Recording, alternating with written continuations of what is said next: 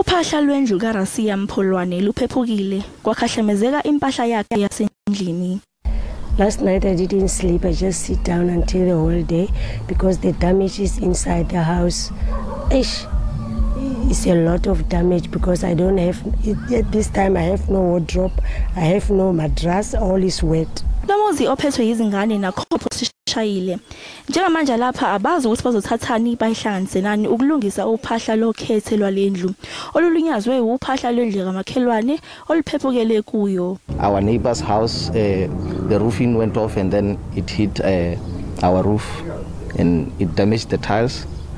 So we are appealing to anyone who can help us fix the roof because we are a child-headed family and we have limited resources. We don't have the money to repair the roof. Kulengebhe yokuthi sizobuya lesi siphepho njengoba kuyisikhathi semvula nje.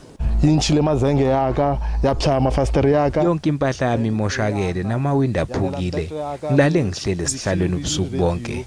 Sendeni mawubana akaroba labuthi Isikhulu zophiko olibhekele izinhlekelele kumasipala wesifunda eMopani zisabala umonakalo kanti imindeni ekhahlamezekile ihlinzekwa ngosizo lokuthola okuya ngasethunjini. Nanku umhlahlo wesimo sezulu.